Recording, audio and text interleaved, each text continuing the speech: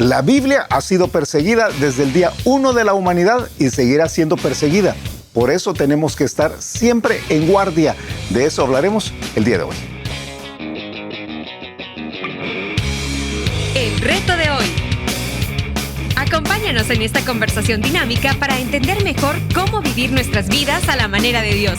Y toma el desafío para llevarlo a la práctica en tu vida diaria, aceptando el reto de hoy. Hola, ¿qué tal? ¿Cómo están? Somos Julio e Iván Contreras y te mandamos un gran saludo, un fuerte abrazo, un fuerte y cariñoso abrazo desde el reto de hoy día, jueves.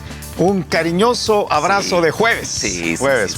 Ya casi estamos en el fin de semana. Sí. Estamos conversando comenzando septiembre, en el momento que estamos haciendo este programa todavía. Estamos, comenzando los primeros días de septiembre. Primeros días de septiembre. Estamos... Hemos hecho referencia a la independencia, a las donas. Aquí en El Salvador. Sí. Aquí en El Salvador. Qué bárbaro. Para los que nos escuchan y nos ven de fuera, hay una compañía que no voy a decir el nombre, pero que tiene una promoción de donas. Que comienza con Mister y termina con Donuts.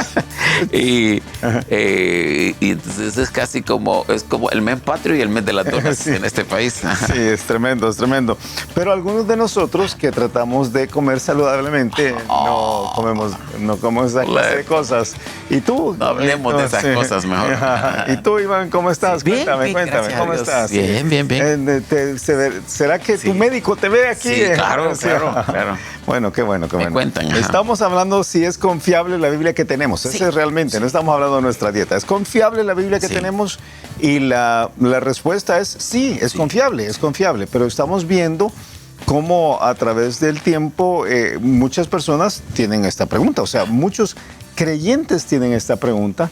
Muchos creyentes responden sí. Es confiable, pero luego no saben por qué es confiable. O sea, casi que es... Lo han decidido creer casi como un dogma. Es confiable porque a mí en la iglesia me han dicho que es confiable y porque el pastor predica de la Biblia. Sí. Bueno, ojalá que predica de la Biblia, pero entonces yo creo que es confiable. Y es confiable, nos referimos... Si es confiable en el sentido de ser la revelación de Dios para los hombres. Sí, puedo yo... No que sea confiable que sus dichos sean buenos. Sí. Es confiable que sus dichos son buenos. Sí, la pregunta es, ¿puedo yo construir mi vida, tomar mis decisiones, apostar todo lo que soy sobre la autoridad de la Biblia? Sobre la autoridad de la Biblia porque Dios lo ha dicho. Porque Dios lo ha dicho, exactamente. Entonces la respuesta es sí, puedes, porque la Biblia fue soplada por Dios, dijimos, tiene un origen divino.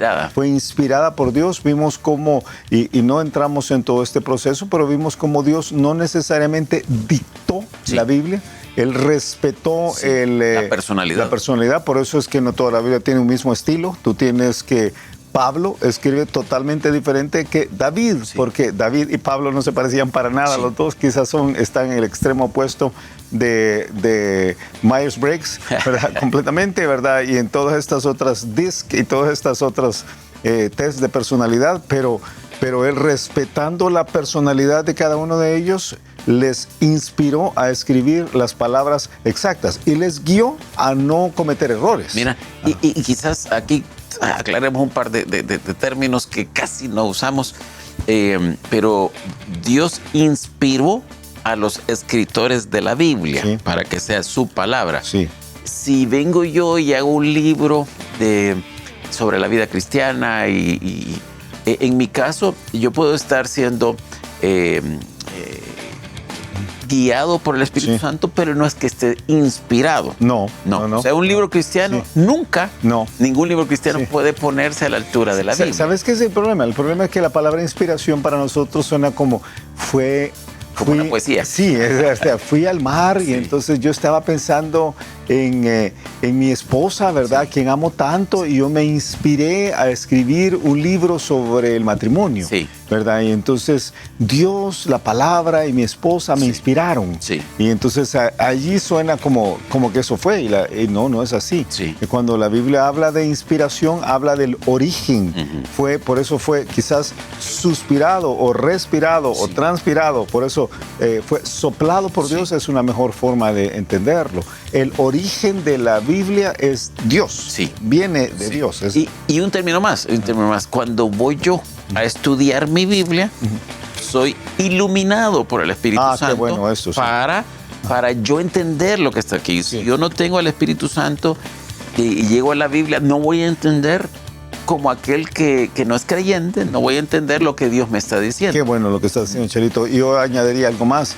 Si yo no tengo el Espíritu Santo porque no he nacido de nuevo, y además no tengo una buena relación con Él, porque no la cultivo. Porque algunos creyentes han nacido de nuevo y han apagado el Espíritu. No tienen una buena relación con Él y entonces van a la Biblia y sacan cualquier locura. Entonces uno tiene que tener mucho cuidado. Mucho cuidado. Yo creo que las dos cosas son importantísimas. Entonces hemos aprendido que la Biblia ha sido soplada por Dios, tiene un origen divino. La Biblia lo dice. Aprendimos cómo todas las evidencias externas sobre esto también están presentes, como 40 y pico de autores, 40 al menos, 40 escritores de la Biblia a lo largo de 1500 años, a través de muchas culturas, varios idiomas. Tú me mandaste un reel muy interesante, ¿verdad? Muy interesante, 60 y pico de mil. Casi 70,000. Casi 70,000 referencias cruzadas. Imposible. O sea, 70,000 veces que un autor cita a otro. Un autor de la Biblia cita a otra porción de la Biblia. Un escritor cita a otro sin que se hayan conocido, citando a veces citando textualmente, no se conocían en dos culturas distintas. Entonces uno dice, ¿cómo es posible que esto no tenga un origen divino? Es imposible, es totalmente imposible. Entonces uno dice, ok, esto es de Dios, esto es de Dios. La Biblia tiene origen divino, o sea, aprendimos esto. Pero entonces viene la pregunta, ¿y no será que fue manoseada? O sea, ha sido manoseada, porque esa es la otra pregunta. La otra pregunta es, pero la Biblia la han agarrado hombres y a través de los siglos, hombres han metido las manos y hay que tener mucho cuidado y a saber si son los originales. Y entonces aprendimos ayer que Pablo le dice a Timoteo, hey, toda la escritura es inspirada por Dios, cuando ya no tenían los originales. O sea, uno tiene que entender que Dios le entregó, vimos a Israel, vimos a Romanos, el cuidado de la escritura del Antiguo Testamento, y vimos que en el Nuevo Testamento a la iglesia se la da para que pudiera cuidarse. Que ahí hay un elemento bien importante de la vida práctica. Hay muchos. Este es el libro más vendido, el libro más leído en el mundo.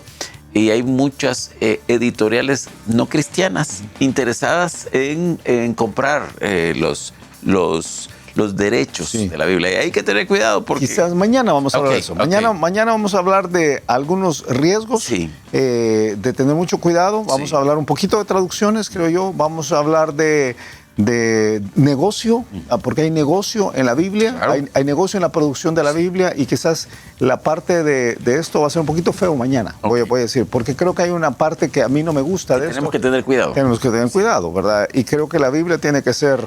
tiene un costo, por supuesto, de producción, ¿verdad? Y algunas Biblias que son bien caras. O sea, uno ve una Biblia empastada en cuero legítimo, y uno dice, obviamente, no es lo mismo que una Biblia muy sencilla, ¿verdad? Entonces, cada cosa tiene su valor, pero detrás de eso hay negocio.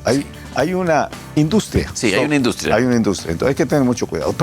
Pero vimos ayer que la misma Biblia en sí dice que es autosostenible, si puedo decir así. La Biblia dice Dios, mi palabra no va a pasar, el cielo y la tierra van a pasar, pero mi palabra se va a sostener. O sea, en sí es infalible, no puede caer, la Biblia no puede caer. Okay, aprendimos todo esto.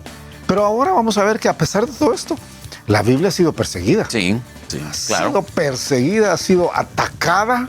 Entonces, cuando alguien se para a atacar la Biblia, no debe sorprendernos, porque desde Génesis capítulo 3, cuando aparece la nunca lo suficientemente mal ponderada serpiente, lo primero que hace es atacar precisamente la palabra de Dios. Génesis capítulo 3, versículo 1, le dice la serpiente a la mujer, con que Dios os ha dicho. Astuta la serpiente. Alguien dijo el otro día, astuta la mujer. No, astuta la serpiente, con que Dios os ha dicho, cuestionando la palabra de Dios. Desde entonces hasta acá, la palabra de Dios ha sido atacada principalmente por el diablo. En ese momento era la palabra dicha por Dios. Sí, la palabra hablada por Dios. Ahora, por supuesto, es la palabra hablada y la palabra escrita, ¿verdad? Entonces, uno tiene que tener la claridad de que esa ese ataque constante, esa persecución constante ha sido un problema que ha existido y que va a seguir existiendo mientras nosotros estemos vivos. Sí, correcto. Y que va a seguir hasta el final de los tiempos, ¿verdad? La Biblia dice por eso que nosotros tenemos que proteger la Biblia. Y uno puede verlo por herejías que han existido en contra de la Biblia, ataques históricos. Ahora voy a decir cómo la Biblia fue, en algunas ocasiones fue prohibida. La Biblia se volvió uno de los libros prohibidos, lamentablemente, por la misma iglesia, la Iglesia Católica. No permitía que la Biblia se leyera en el lenguaje, bueno, no solamente se prohibía que se leyera, se prohibía que se leyera en público en el lenguaje común del pueblo. Se hizo una traducción latina, ¿verdad? La famosa Vulgata latina, y esa era la única que se podía leer, pero la gente que hablaba el idioma normal, ¿verdad?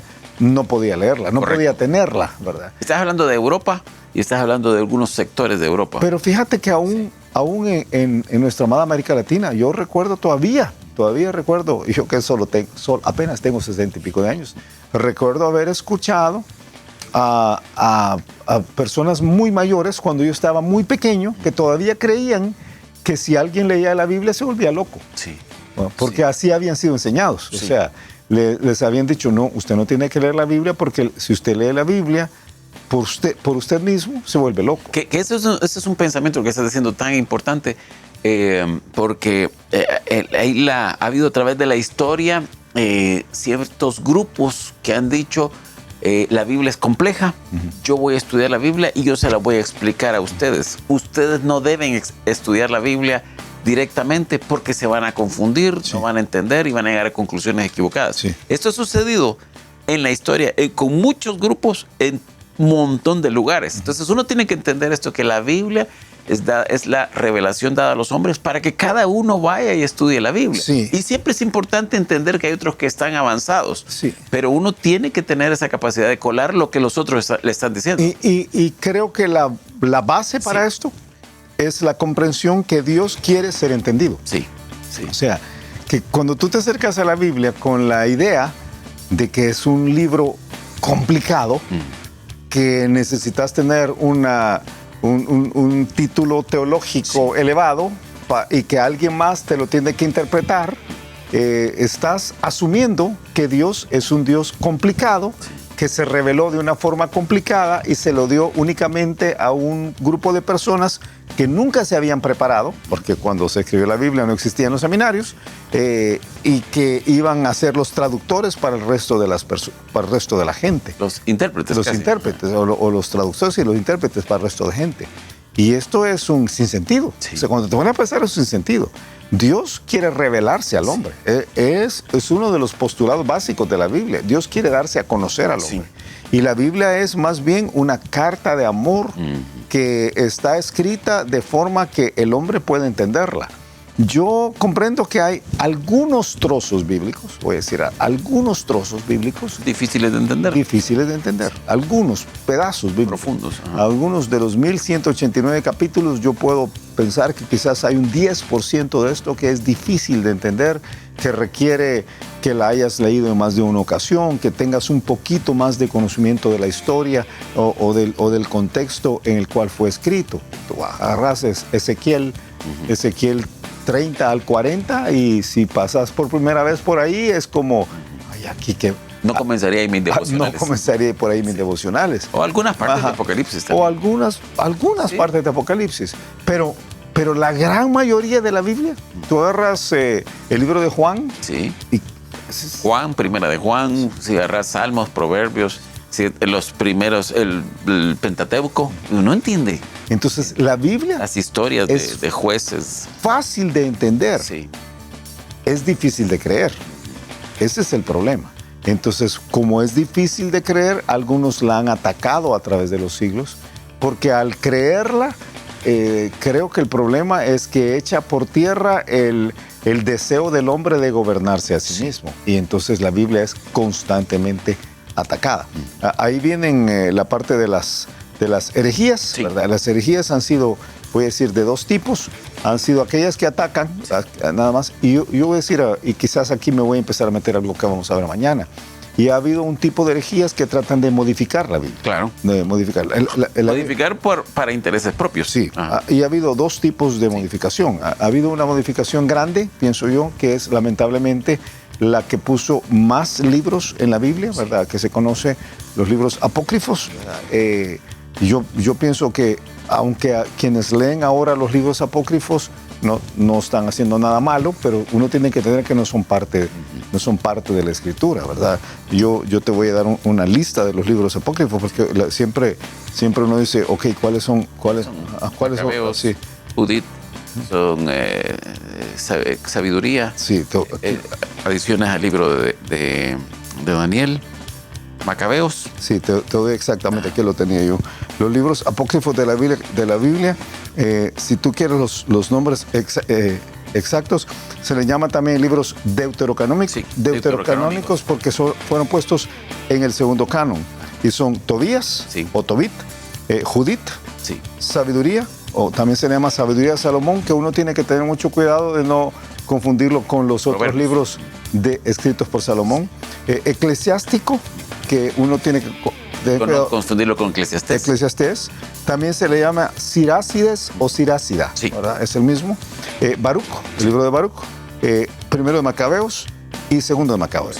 Y hay adiciones a libros canónicos dentro de esto, hay una adición al libro de Esther y hay una adición al libro de Daniel. Susana y el dragón.